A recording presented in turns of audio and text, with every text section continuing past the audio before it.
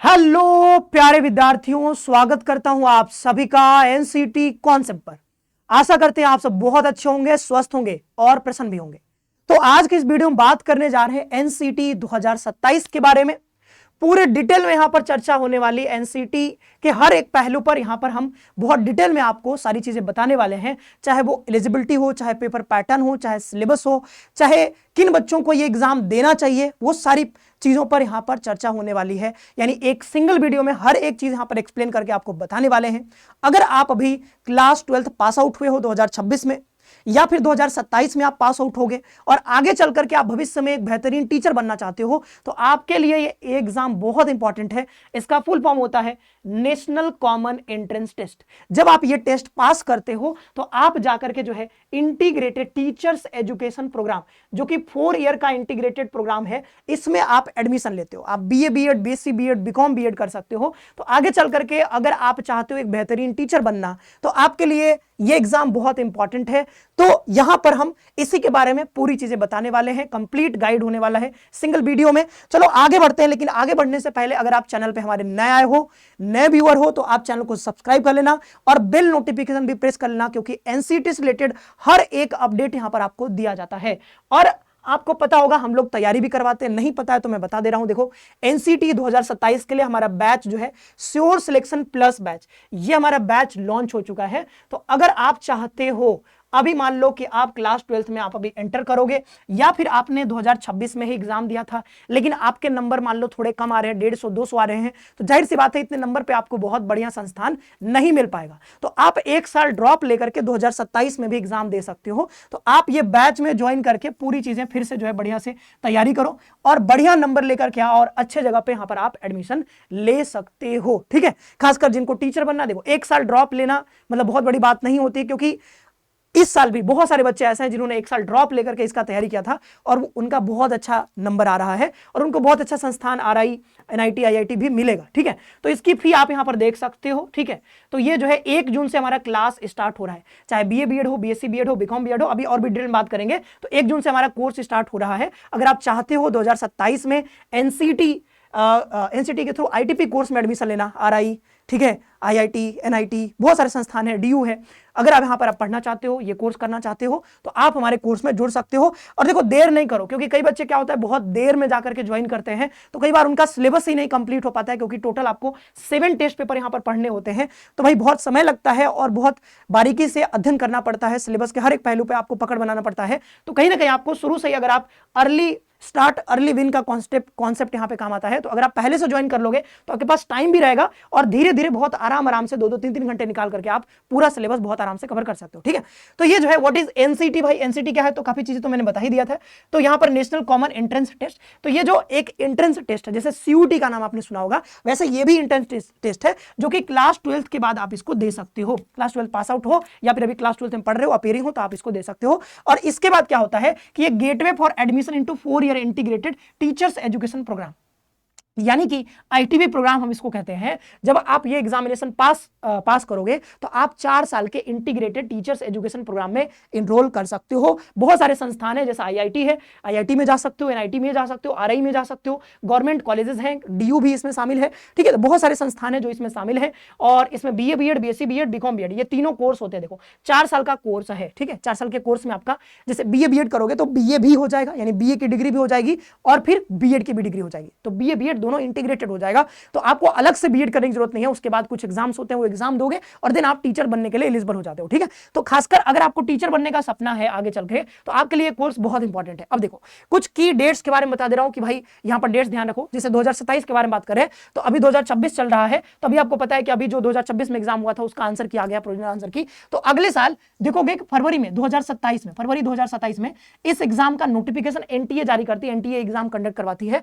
और application timeline जो होता है फरवरी से मार्च के बीच आसपास, उसके बीच होता है, 1 महीने का टाइम दिया जाता है आपको एप्लीकेशन फॉर्म भरने का। और जो सिटी इंटीमेशन स्लिप जो होता है वो लगभग फर्स्ट वीक ऑफ अप्रैल और लास्ट वीक ऑफ अप्रैल में आपका जनरली एग्जाम कंडक्ट करवाया जाता है। इस बार 17 अप्रैल को एग्जाम करवाया गया था, पिछली बार 29 अप्रैल को एग्जाम था 2025 में, 2026 में 17 अप्रैल को एग्जाम था। तो इसी के आसपास आपका एग्जाम होगा। तो अभी हमारे पास काफी समय बचा हुआ है, अगर आप अभी से तैयारी शुरू करते हो तो बहुत अच्छा रहेगा। कम समय में धीरे धीरे थोड़ा थोड़ा पढ़ के, रोज मतलब थोड़ा थोड़ा पढ़ के आप बहुत आसानी से पूरा सिलेबस बढ़िया से कवर कर सकते हो, क्योंकि लास्ट टाइम में बहुत दिक्कत हो जाती है, ठीक है, क्या पढ़ें क्या ना पढ़ें, ठीक है, फिर वहां पे कई बार आप अच्छा रैंक, अच्छा नंबर लाने से चूक जाते हो, ठीक है। तो ये अराउंड मई जून में आपका यहाँ पर रिजल्ट आ जाता है। इस बार तो थोड़ा जल्दी आने का उम्मीद है, पिछली बार जून में आया था, इस बार हो सकता है मई में आ जाए, तो मई जून के अराउंड आपका रिजल्ट आ जाता है। अच्छा, थोड़ी कुछ और चीजें, जैसे यूट्यूब चैनल जो हमारा एनसीटी कॉन्सेप्ट, तो इसको सब्सक्राइब कर लेना, बेल नोटिफिकेशन प्रेस कर लेना, ठीक है, ताकि हर एक अपडेट आपको मिले। और ये एनसीटी कॉन्सेप्ट जो हमारा टेलीग्राम चैनल है, तो ये टेलीग्राम चैनल भी ज्वाइन कर लेना, क्योंकि यहाँ पर हर एक अपडेट आपको दिया जाता है टेलीग्राम के माध्यम से भी। आगे बढ़ते हैं, ठीक है। अब देखते हैं यहाँ पर भाई जो हमने बताया वही है, ये इसको पढ़ सकते हो। 2026 में क्या क्या चीजें थी, यानी 12 फरवरी से 10 मार्च के बीच आपका यहाँ पर एप्लीकेशन फॉर्म भरने का डेट दिया गया था। आपका एग्जाम 17 अप्रैल को हुआ, जो कि अभी मैंने बताया, और अभी जो प्रोविजनल आंसर की भी आपका आ चुका है। तो ये जो की डेट्स पीछे बताए थे वही चीजें हैं, ठीक है। आगे बढ़ते हैं, अब देखते हैं कि भाई फी कितनी लगती है। तो जब एप्लीकेशन फॉर्म आएगा तो ओबीसी, एनसीएल, ईडब्ल्यूएस और जनरल के लिए यहाँ पर 1200 रुपए है, ठीक है। ओबीसी, एनसीएल, ईडब्ल्यूएस के लिए 1000 रुपए आपको देने पड़ते हैं, और SC ST, OBC, SC ST, PWD third gender है तो आपका यहां पर 650 रुपए ये देना पड़ता है। मतलब एप्लीकेशन फॉर्म भरते समय आपको इतना पैसा पे करना पड़ता है। आगे बढ़ते हैं, अब की एग्जाम हाइलाइट्स देख लेते हैं। देखो, ये जो एग्जाम है आपका वो सीबीटी मोड में होता है, कंप्यूटर बेस्ड टेस्ट होता है, ठीक है, यानी ओएमआर नहीं होता, ध्यान रखना। ये सीबीटी यानी कंप्यूटर के सामने बैठोगे, वहां पे आपको एग्जाम देना होता है। ये टेस्ट पैटर्न क्या है, तो एमसीक्यू टाइप क्वेश्चन पूछे जाते हैं, यानी ये क्वेश्चन पूछा जाएगा, 4 ऑप्शन रहेंगे और ऑप्शन आपको सिलेक्ट करना होता है। देन यहाँ पर देखें कि 13 लैंग्वेज में आप पेपर दे सकते हो। कोई भी लैंग्वेज आपको आता है, किसी भी लैंग्वेज में, इन 13 में से कोई भी लैंग्वेज आप चुन सकते हो। जैसे मुझे मन करता नहीं, मुझे इंग्लिश देना है, इंग्लिश में मुझे पेपर चाहिए तो पेपर आपको इंग्लिश में मिलेगा, हिंदी चाहिए तो हिंदी में, कन्नड़ा में चाहिए तो कन्नड़ा में आपको मिलेगा, उर्दू में चाहिए तो उर्दू में, तेलुगु में तेलुगु, जो आप चुनोगे उसी लैंग्वेज में आपका पेपर रहेगा। सिलेबस अभी हम लोग डिटेल में आगे बात करेंगे, ठीक है। आगे बढ़ते हैं यहाँ पे, ठीक है। चले आगे बढ़े। देखो, इंटीग्रेटेड टीचर्स एजुकेशन प्रोग्राम क्या है भाई, क्योंकि ये जो एनसीटी है आपका, एनसीटी क्या है, नेशनल कॉमन एंट्रेंस टेस्ट। तो इस टेस्ट को जब आप पास करोगे, अच्छे रैंक लेकर के आओगे, तो आपको अलग अलग कॉलेज में एडमिशन लोगे, तो वहां पर कौन सा कोर्स करोगे, वो आईटीपी कोर्स करोगे आप, ठीक है। तो आईटीपी एक कोर्स है, प्रोग्राम है 4 साल का। एनसीटी क्या है, तो ये एंट्रेंस टेस्ट है, तो टेस्ट पास करोगे फिर आपको उस कोर्स में एंट्री मिलेगा, ठीक है। तो अब ये क्या है, देखो, तो ये डुअल मेजर डिग्री प्रोग्राम है, आप देख सकते हो डुअल मेजर डिग्री प्रोग्राम है। मतलब कि इसमें एक तो आपका बीए हो ही जाएगा, साथ में जो एजुकेशन वाला जो होता है यानी बीएड, वो भी आपको मिल जाएगा। तो डुअल मेजर डिग्री प्रोग्राम है, और ये क्लास 12 के बाद होता है। और 2030 के बाद यहाँ पर minimum degree qualification to become a teacher by 2030, यानी 2030 से क्या हो जाएगा कि अगर आप टीचर बनना चाहते हो तो ये वाला डिग्री आपके पास होना चाहिए, ठीक है। तो अगर आप 2030 के बाद, मतलब वैसे तो अभी आप कोर्स करोगे तो 4 साल आपको कोर्स करने में ही लग जाएगा, 27-28, मतलब 27 में आप पढ़ोगे, 28, 29, 30, तो वो हो ही जाएगा, ठीक है। तो मतलब अगर आपको आगे चल के टीचर बनना है तो कहने का मतलब ये कोर्स आपके लिए जरूरी है। और ये जो है यहाँ पर जो एनईपी में आपका यहाँ पर जो सिस्टम बनाया गया है नया, जो एजुकेशन में यहाँ पर जो ये 5+3+3+4 ये जो डिजाइन किया गया है नया, पहले 10+2 हुआ करता था, अब जो है दूसरा आ गया है, तो उसके साथ इसको जो है अलाइन किया गया है, ठीक है। अब इसमें क्या होता है ना, एक बहुत इंपॉर्टेंट चीज है कि इसमें स्टेज स्पेशलाइजेशन करवाया जाता है, स्टेज स्पेशलाइजेशन, ठीक है। स्टेज स्पेशलाइजेशन का क्या मतलब है, आप देख रहे हो यहाँ पर कि 4 स्टेज हैं, 5+3+3+4। तो होता क्या है कि जब आप आईटीपी कोर्स में एडमिशन लोगे तो आपके पास ऑप्शन होगा, 4 स्टेज हैं यहाँ पे, 4। तो अब जिस भी कॉलेज में आप एडमिशन लोगे, जिस भी संस्थान में, जैसे जनरली हम बात करें जैसे आरआई में, तो आरआईई में आपको सेकेंडरी स्टेज का कोर्स करवाया जाता है, किसका, सेकेंडरी स्टेज का। तो हर कॉलेज में, हर संस्थान में चारों स्टेज का स्पेशलाइजेशन नहीं करवाया जाता है। कहीं पे फाउंडेशनल स्टेज का होगा स्पेशलाइजेशन, कहीं पे प्रिपरेटरी स्टेज का, कहीं पे सेकेंडरी स्टेज का, कहीं पे मिडिल स्टेज का होगा, ठीक है। तो आपको चुनना होगा कि भाई आप किस स्टेज में पढ़ाई करना चाहते हो, किस स्टेज का स्पेशलाइजेशन हासिल करना चाहते हो, पहले से डिसाइड कर लोगे तो अच्छा रहेगा। जैसे अगर आप सेकेंडरी स्टेज का स्पेशलाइजेशन हासिल करते हो तो आप 9 से 12 ग्रेड के बच्चों को पढ़ा सकते हो, यानी अपर लेवल, ऊपर के लेवल के बच्चों को पढ़ाओगे, 9 से 12 तक के बच्चों को आप पढ़ा सकते हो अगर आप यहाँ पर सेकेंडरी स्टेज स्पेशलाइजेशन करते हो। तो इसके लिए आपको ऐसे संस्थान में एडमिशन लेना पड़ेगा जहां पर सेकेंडरी स्टेज का स्पेशलाइजेशन करवाया जाता है, क्योंकि मैंने जैसा बताया कि हर जगह नहीं करवाया जाता है। अच्छा, एक और चीज कि अगर अगर आप सेकेंडरी स्टेज करते हो तो आप पीछे के नीचे के कोई भी स्टेज में पढ़ा सकते हो, उसके लिए कोई ब्रिज कोर्स होता है वो करना पड़ेगा, बट 6 महीने 1 साल का ब्रिज कोर्स होगा, तो उसके बाद आप इसमें से भी किसी को भी पढ़ा सकते हो। लेकिन अगर कोई फाउंडेशनल स्टेज का कोर्स करता है, जैसे ये जो है pre school to grade 2 class 2 तक पढ़ाओगे आप, तो अगर आप फाउंडेशनल स्टेज का कोर्स करते हो तो आप चाहोगे सेकेंडरी स्टेज के बच्चों को पढ़ाना, तो नहीं पढ़ा सकते हो। आप खुद ही देखो भाई कि आपने क्लास सेकेंड तक की चीजें पढ़ी है, स्पेशलाइजेशन हासिल किया है, तो आप 9 to 12 के बच्चों को कैसे पढ़ाओगे? तो नीचे वाले स्टेज से आप ऊपर में नहीं जा सकते हो, लेकिन अगर आप ऊपर वाले स्टेज में पढ़ाई करते हो, स्पेशलाइजेशन हासिल करते हो, तो आप किसी भी नीचे वाले स्टेज में जाकर के जो है पढ़ा सकते हो। उसके लिए ब्रिज कोर्स होगा, वो कोर्स करोगे तो इसके बाद पढ़ा सकते हो। ठीक है, आई होप कि ये चीज आपको कंफर्म मतलब समझ में आ गया होगा। आगे बढ़ते हैं, टोटल सीट्स कितने हैं? तो देखो इस बार सीट्स बढ़ा दिए गए हैं। पहले सीट्स लगभग यहाँ पर बहुत कम हुआ करते थे, मतलब बहुत कम नहीं, मतलब 8,000 9,000 10,000 के आसपास थे। अभी क्या है कि इस साल सीट काफी बढ़ गया है, काफी बढ़ गया है। अब इसमें जो दिया गया है, ये जो बुलेटिन है ना, बुलेटिन के हिसाब से, अब ये रीजन के हिसाब से बांटा गया है, तो वो उतना इंपॉर्टेंट नहीं है आपके लिए अभी जानना। ठीक है, अभी सीधा देखो, 1 यूनिट अगर कहीं पे लिखा है तो उसका मतलब 50 सीट होता है, अगर 2 यूनिट लिखा है तो उसका मतलब कितना होगा? 100 सीट हो जाएगा। ठीक है, तो टोटल इनटेक अगर नॉर्दर्न रीजन कमेटी में देखोगे तो 8,000 सीट है। ठीक है, अगर आप ईस्टर्न में देखोगे तो 4,450 है, अगर आप वेस्टर्न में देखोगे तो 1,550 है, अगर आप यहाँ पर सदर्न में देखोगे तो 2,950 सीट है, और टोटल मिला दोगे तो 16,000 कितने हैं? 16,950 सीट। और यहाँ पे लगा हुआ स्टार, इसका मतलब कि ये बाद में बढ़ भी सकता है, और बाद में जैसा नोटिफिकेशन आया तो ये सीट बढ़ा दिया गया था। मतलब ये तब का है जब एनसीटी ने इस साल बुलेटिन जारी किया था, बाद में फिर से नोटिफिकेशन आया एनसीटी का, एनटीए की ओर से आया, और उसमें बताया गया कि सीट ये बढ़ करके लगभग यहाँ पर शायद 22,000 समथिंग, 22,000 या 25,000 सीट हो गए हैं। तो मतलब सीट काफी बढ़ चुका है, अब सिर्फ 22 से 25,000 सीट हो चुका है। तो 16,000 यहाँ पे 17,000 लगभग है, बट वो बढ़ करके बाद में 22 से 25,000 हो गया। ठीक, एग्जैक्ट मुझे अभी याद नहीं आ रहा, बट 22 से 25,000 यहाँ पर हो चुका है, तो सीट काफी ज्यादा बढ़ चुका है। तो यहाँ पे आप जो है बहुत आराम से एडमिशन ले सकते हो। अगर आप थोड़ा भी बढ़िया से प्रिपरेशन करते हो तो आपको कहीं ना कहीं एडमिशन मिल जाएगा। लेकिन आप वही बात है कि अगर टॉप संस्थान में एडमिशन लेना चाहते हो उसका तो बात ही अलग होता है। अगर आप आरआई से पढ़े हो और अगर आप किसी कॉलेज से पढ़े हो तो भाई बहुत फर्क पड़ता है। ठीक है, तो उसके लिए आपको थोड़ा ज्यादा मेहनत भी करना पड़ता है। अब एग्जाम स्ट्रक्चर पे आ जाते हैं। देखो आपका 4 सेक्शन में पूरा सिलेबस यहाँ पर बता हुआ है। एक होता है लैंग्वेज का सेक्शन, इसमें टोटल देखोगे तो टोटल 31-32 लैंग्वेज होंगे, टोटल यहाँ पे 38 लैंग्वेज, सॉरी 38 लैंग्वेज है, और 38 लैंग्वेज में से कोई भी 2 लैंग्वेज आपको चुनना होता है। मतलब मेरा मन करता है इंग्लिश लैंग्वेज और लिटरेचर चुनते हैं, दूसरा हम हिंदी लैंग्वेज एंड लिटरेचर चुनते हैं, या फिर मैं इंग्लिश फॉर कम्युनिकेशन और उर्दू चुन लेता हूँ। कोई भी 2 लैंग्वेज आपको यहाँ पर चुनना होता है, तो इसमें से कोई चुन सकते हैं। तो पहला हो गया सेक्शन हमारा लैंग्वेज का।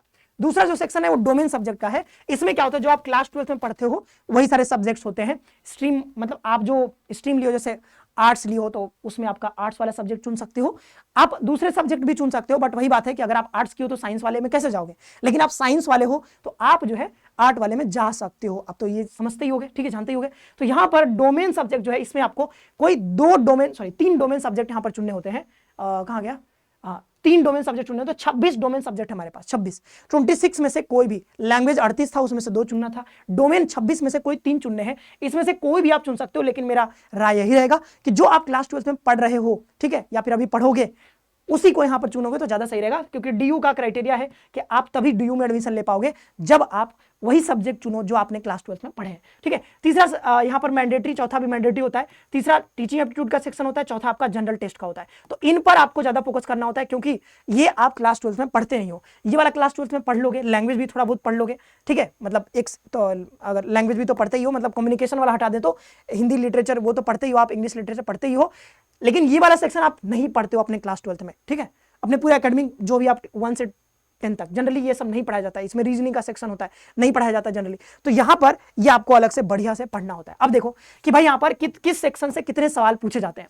तो सेक्शन 1 में जो था कि 2 लैंग्वेज आपको चुनने हैं, तो 2 लैंग्वेज में आपको देखो कि 23 क्वेश्चन यहाँ पे होंगे। मतलब हर एक लैंग्वेज के सेक्शन, कोई भी लैंग्वेज आप चुनोगे, 2 लैंग्वेज, तो हर एक लैंग्वेज में यहाँ पर 23 क्वेश्चन होंगे, जिसमें से आपको 20 क्वेश्चन बनाने होंगे। 23 में से 20 क्वेश्चन। अब बात करते हैं डोमेन की, तो डोमेन में आपको 3 डोमेन चुनना होता है। देखो 3 डोमेन सब्जेक्ट, उसमें से 28 क्वेश्चन होगा, हर एक डोमेन में 28 क्वेश्चन होगा, जिसमें से 25 क्वेश्चन आपको बनाने होंगे। फिर जनरल टेस्ट की बात करें तो यहां भी आपको 28 क्वेश्चन दिया जाएगा, उसमें से 25 क्वेश्चन आपको बनाने होंगे, यानी 3-3 क्वेश्चन छोड़ने होते हैं। ठीक है, बात समझ में आ रहा है। फिर यहाँ पर जो है टीचिंग एप्टीट्यूड में 23 क्वेश्चन होगा, उसमें से 20 क्वेश्चन आपको बनाने होंगे। सबको जोड़ दोगे तो टोटल 181 क्वेश्चन हो जाता है, जिसमें से आपको 160 क्वेश्चन बनाने होते हैं। ठीक है, 160 क्वेश्चन, 160 क्वेश्चन बनाने होंगे 181 में से। तो आपको कुछ यहाँ पर देख ही सकते हो कि 181 है, 160 ही बनाने होते हैं। तो कुछ क्वेश्चन छोड़ने होते हैं, वो आपको यहाँ पर वो आपको समझ में आ गया होगा। आगे बढ़ते हैं, वही चीज मैंने फिर से यहाँ पर बता दिया है कि भाई यहाँ पर टोटल 7 यहाँ पर टेस्ट पेपर्स हो जाएंगे आपके। लैंग्वेज में 23 में से 20 बनाना होगा, लैंग्वेज में 23 में से 20, टीचिंग एप्टीट्यूड में 23 में से 20, और इधर जो जनरल टेस्ट और डोमेन है उसमें 28 में से 25 क्वेश्चन आपको बनाने होते हैं। आगे बढ़ते हैं, ठीक है, आगे बढ़ते हैं। अब देख लेते हैं कि भाई कि एमसीक्यू टाइप का क्वेश्चन होगा, वो मैंने बता ही दिया था आपको। अब ये है कि एलिजिबिलिटी क्राइटेरिया क्या है। तो एलिजिबिलिटी क्राइटेरिया जो है आपका, वो क्लास 12th आप पास आउट होने चाहिए। कोई एज लिमिट नहीं है इस एग्जाम का। अगर आप 25 साल के हो तब भी एग्जाम दे सकते हो, अगर आप 18 साल के हो तब भी एग्जाम दे सकते हो। बस ये है कि क्लास 12th आप पास आउट होने चाहिए, या फिर यहां पर क्लास 12th में अपीयरिंग होने चाहिए। मान लो मैं 2000 अभी आप एंट्री करोगे, अभी मान लो आपने पास आउट किया है क्लास 11th, अभी क्लास 12th में जाओगे तो 2027 में पास आउट होगे, ठीक है। तो मतलब इसको कहेंगे कि आप अपीयरिंग रहोगे अभी 2027 में, ठीक है। तो जो अपीयरिंग है बच्चे, वो भी एग्जाम दे सकते हैं, ठीक है। तो ये हो गया। और हाँ, एक और चीज है कि कोई यूनिवर्सिटी या इंस्टीट्यूशन या फिर जो भी संस्थान है, अगर वो चाहे तो कोई अलग से क्राइटेरिया बना सकती है। मतलब आईआईटी कह सकती है कि अगर आप हमारे यहाँ एडमिशन लेना चाहते हो तो आपका अगर 3 साल का ड्रॉप हो गया है तो आप हमारे यहाँ एडमिशन नहीं ले सकते हो। तो वो यूनिवर्सिटी स्पेसिफिक कोई क्राइटेरिया हो सकता है, लेकिन एनसीटी का एग्जाम देने के लिए कोई सा एज लिमिट का या फिर कोई अन्य क्राइटेरिया नहीं है। बस क्लास 12 पास आउट होना चाहिए, या फिर कोई इक्विवेलेंट एग्जामिनेशन है या फिर अपीयरिंग हो तो आप यहाँ पर एग्जाम को दे सकते हो। अब ये देखो लैंग्वेज का सिलेबस क्या है। तो लैंग्वेज का सिलेबस जनरली यहाँ पर क्या होता है, जनरली आपका जो आप पढ़ते हो, ग्रामर जो पोर्शन पढ़ते हो वही होता है। कम्युनिकेशन में थोड़ा सा चीजें बदल जाता है, मोर और लेस लगभग सेम ही रहता है, 80% 90% लगभग सेम ही रहता है, ठीक है। तो इसमें वोकेब आ जाएगा, लिटरेरी एप्टीट्यूड आ जाएगा, कॉम्प्रिहेंशन आता है सवाल, तो ये सब यहाँ से सवाल पूछे जाते हैं लैंग्वेज में। आगे बढ़ते हैं, डोमेन स्पेसिफिक सब्जेक्ट में सिर्फ आपको क्लास 12 का एनसीईआरटी पढ़ना है। क्लास 12 का एनसीईआरटी, क्लास 12 में जितने किताबें होती हैं बस वही पढ़ना है, और ज्यादा उससे ज्यादा जरूरत नहीं है पढ़ने की। तो सिलेबस आपको समझ में आए, क्लास 12 के एनसीईआरटी में जो दिया गया वही पढ़ना है। आगे बढ़ते हैं जनरल टेस्ट का सिलेबस। तो जनरल टेस्ट में आपको यहाँ पर ये रीजनिंग आएगा, रीजनिंग और मैथ्स आएगा, और आपका यहाँ पर रीजनिंग, मैथ और जीके जीएस और करंट अफेयर। तो ये सब यहाँ पर, इसका सिलेबस देखो बहुत वास्ट है। जनरल टेस्ट का सिलेबस बहुत वास्ट होता है, आपको रीजनिंग भी पढ़ना पड़ता है, मैथ भी पढ़ना पड़ता है, जीके जीएस, करंट अफेयर भी पढ़ना होता है भाई। तो इसमें काफी समय लगता है, ठीक है।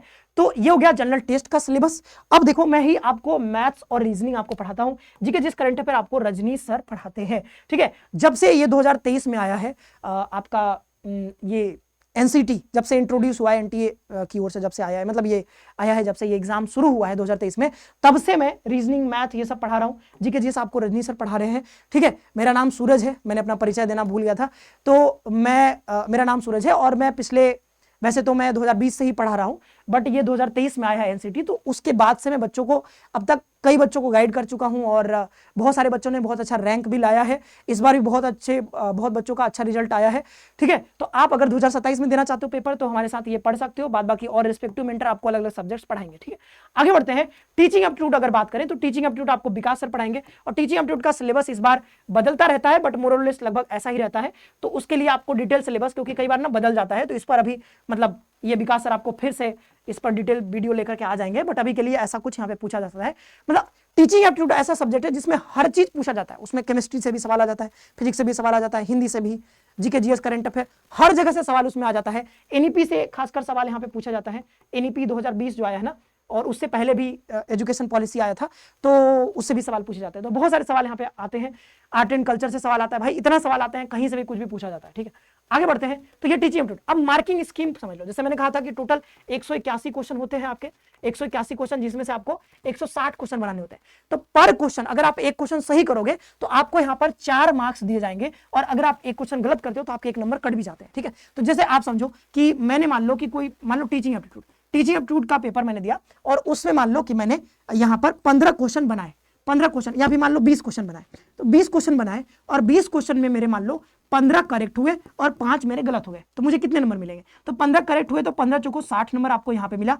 5 गलत हो गया तो मतलब एक गलत होने पे 1 नंबर कटेगा, तो 5 गलत होने में 5 नंबर कट जाएगा। तो 60 में से 5 घटाओगे तो आपको फाइनल 55 मार्क्स यहाँ पे मिलेंगे। तो नेगेटिव मार्किंग होता है, ध्यान रखिएगा। आगे बढ़ते हैं, तो ये रहा भाई पूरा एनसीटी 2027 के बारे में पूरा डिटेल में हमने सारी चीजें बता दी हैं। अब स्ट्रेटेजी पे अलग से वीडियो आएगा, क्योंकि वीडियो बहुत लंबी हो जाएगी अगर मैं स्ट्रेटेजी बताने लगा। अगर आप बिगिनर हो, ठीक है, अगर आप 2027 में पेपर देना चाहते हो तो आपके लिए वीडियो तो इंपॉर्टेंट था ही, साथ ही साथ अगर आप ड्रॉप लेकर के तैयारी करना चाहते हो तब भी कर सकते हो, ठीक है। और अगर आप मतलब अभी से शुरू करते हो तो बहुत अच्छा रहेगा, क्योंकि बाद में आप देर से शुरू करते हो तो आप कहीं ना कहीं नंबर थोड़े आपके कम आते हैं, फिर आप अच्छे संस्थान में एडमिशन नहीं ले पाते हो। तो अभी आपके पास अच्छा मौका है, 2-2 3-3 घंटे 2-2 घंटे 3-3 घंटे 4-4 घंटे निकाल करके रोज, और बहुत आराम से पूरा सिलेबस होलिस्टिकली बहुत आराम से कवर कर सकते हो। और जब सिलेबस बहुत बढ़िया से कवर हो जाता है तो आप बहुत कॉन्फिडेंट फील करते हो एग्जामिनेशन के टाइम पे, और अच्छा रैंक लेकर के आते हो। रैंक तो आपको पता नहीं चलेगा जनरली, बट यहाँ पर आपको यहाँ पे यह है कि अच्छा नंबर आएगा तो कहीं ना कहीं आप आईआईटी में, एनआईटी में, आरआई में आप पहुंच सकते हो। तो ये हमारा जो श्योर सिलेक्शन प्लस बैच है, इसको आप अभी ज्वाइन कर सकते हो। Sir BA BEd, BSc BEd, BCom BEd 1 जून से आपकी क्लासेस स्टार्ट हो रही हैं, तो 1 जून से आप क्लासेस स्टार्ट कर सकते हो। अभी जो इसकी फी है वो 3499 है। आप डिस्काउंट यहाँ पर अभी 30 मई तक आपको डिस्काउंट में मिल जाएगा ये 500 का। तो आप एक बार बात कर लेना। अगर आपको बात करना है तो नीचे आपको नंबर दिख रहा होगा, कोर्स के बारे में कोई भी जानकारी चाहिए डिटेल में तो नीचे आपको नंबर दिख रहा होगा 9651222407, उस पर आप कॉल करके यहाँ पर बात भी कर सकते हो। तो आज के लिए डायरेक्ट इस वीडियो में, आई होप कि ये वीडियो आपको काम को लगा होगा, पसंद आया होगा। कमेंट करके जरूर बताना। अगर आप 2026 में एग्जाम दिए, जो पुराने स्टूडेंट हो, आपका कितना नंबर आ रहा है आप भी कमेंट करके जरूर बताना। ठीक है, तो आज के लिए डायरेक्ट आप सभी का बहुत बहुत धन्यवाद। खुश रहो, पढ़ते रहो और अपना ख्याल रखो।